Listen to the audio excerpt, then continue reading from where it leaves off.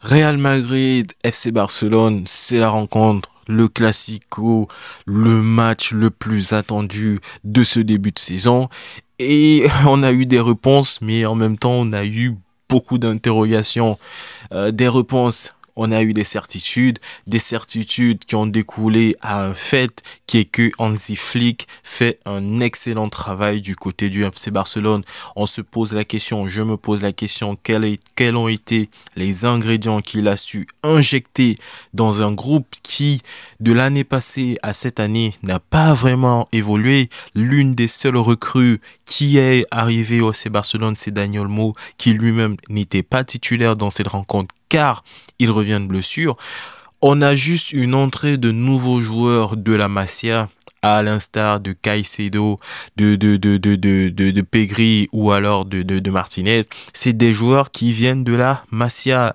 Même chose pour Lamine Yamal. Là, on a plus l'impression que d'un côté, on a un club qui, bien évidemment, niveau indemnité des transferts sur les 5 dernières années, le FC Barcelone a payé plus de joueurs que le Real de Madrid, en l'occurrence 440 millions d'euros d'indemnité de transfert pour le FC Barcelone contre 300 millions pour le Real de Madrid. Mais une chose est sûre et une chose est factuelle, le plus gros effectif à l'heure actuelle, si on part sur un point de vue valeur marchande, était du côté du Real de Madrid. Un Real de Madrid qui démarrait avec quasiment son équipe type, Kylian Mbappé en pointe, Rodrigo Vinicius, Tchouaméni, Camavinga, Valverde, et force est de constater que le Real de Madrid aurait pu gagner cette rencontre. Pour moi, c'est un score assez trompeur. Un score qui certes reflète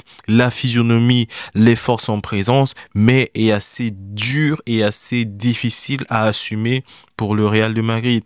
On a eu un Real de Madrid qui, sur la première mi-temps, aurait pu très largement s'en sortir avec plus de 2 buts à 0 dans cette première mi-temps. Le FC Barcelone a joué avec ses qualités. Ils ont piégé le Real de Madrid sur les hors-jeux. Ça, il faut revenir sur cette question.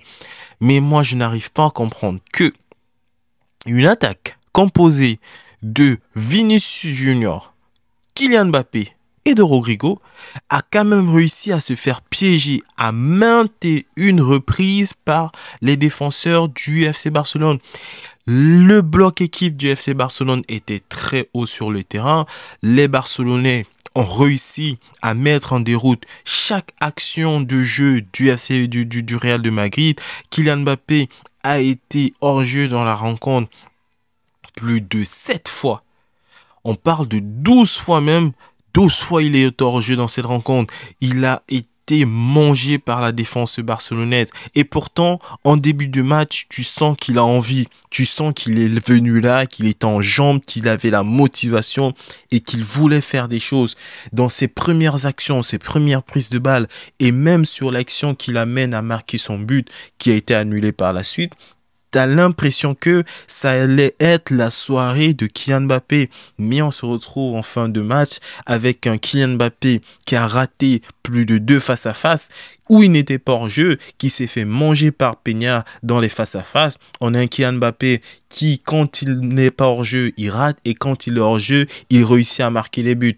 Et là, c'est le questionnement qu'on se pose. Où était Bellingham dans l'histoire?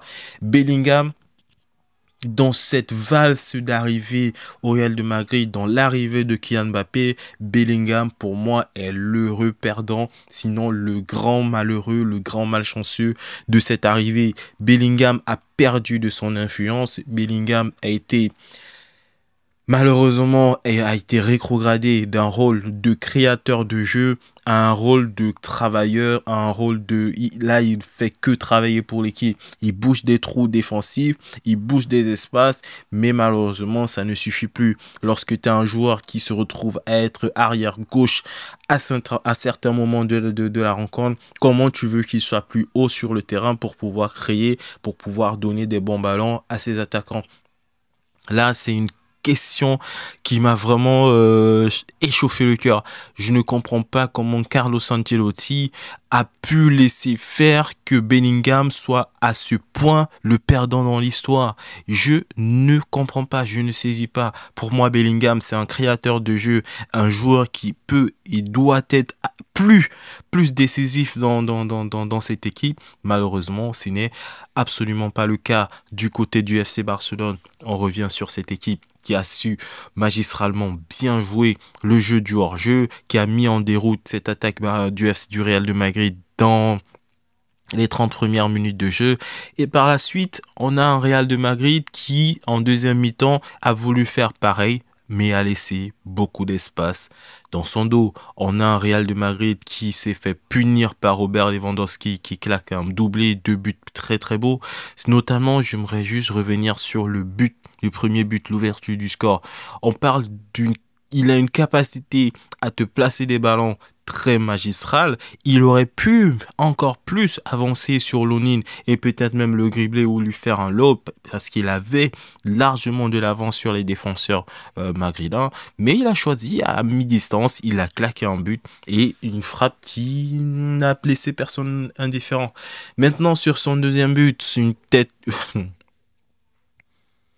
Quand on vous dit que ce joueur-là n'a pas été Ballon d'Or dans la saison en 2021 parce que à cause du Covid soi-disant et que l'année suivante on te crée un trophée Gerd Müller juste pour récompenser le meilleur attaquant du monde juste parce qu'il fallait donner un titre honorifique à Lewandowski parce ils avaient décidé de donner ce Ballon d'Or là à Lionel Messi, tu dois comprendre qu'à un moment il faudra mettre du respect sur le nom de Robert Lewandowski.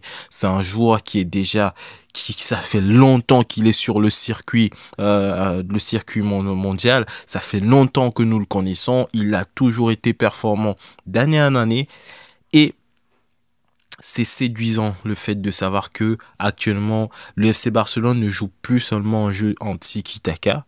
Le FC Barcelone c'est un mélange de style un style allemand mélangé avec un style espagnol qui te donne un mix entre du tiki-taka et des transitions rapides, ce qui fait c'est beau franchement. Hansi Flick qui fait du très beau travail dans ce début de saison. Et là le Real ils sont très mal là pour la Liga, ça va être compliqué et voilà. Maintenant pour mes tops et mes flops de cette rencontre. Premier top, c'est une petite rubrique que j'ai emprunté un peu ça et là. Dans mon top, premier top, je mets Robert Lewandowski, suivi de Rafinha qui pour moi a fait un très beau match. Casado, le milieu de terrain du FC Barcelone. Ensuite, en quatrième position, je mettrai Lunin. Et le dernier, pour moi, Balde qui a réussi à créer des brèches, qui a réussi à créer des différences sur son côté droit, qui pour moi ont fait la grande différence. Maintenant, côté flop, on va parler en premier, pour moi, le plus grand flop de cette rencontre. Je sais pas si je peux mettre entre Vinicius ou Kylian Mbappé, mais pour moi, je mettrai très clairement dans cette rencontre, je mettrai Tchouaméni, mon premier flop. Pourquoi? Parce qu'il a été insipide, il a été transparent dans le milieu de terrain. Deuxième, je mettrai Valverde. En troisième, je mettrai Vinicius parce que pour moi, ce n'est pas normal que sa performance. En plus, tu seras le prochain Ballon d'Or. Tu ne peux pas être aussi transparent et aussi peu décisif dans un classico. Ce n'est pas normal. En quatrième position, je mets Kylian Mbappé. Parce que pour moi, il fait un bon match, mais il est malchanceux. Il s'est fait bouffer par le hors-jeu, il s'est fait manger. Mais je reste conscient sur le fait que physiquement, il y a du mieux.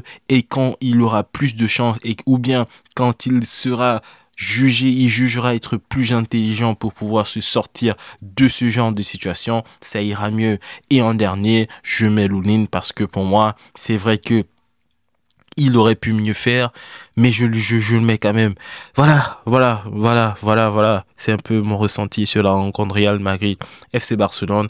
Le Barça prend une option très claire sur la Liga et ça s'annonce très mauvais pour le Real de Madrid.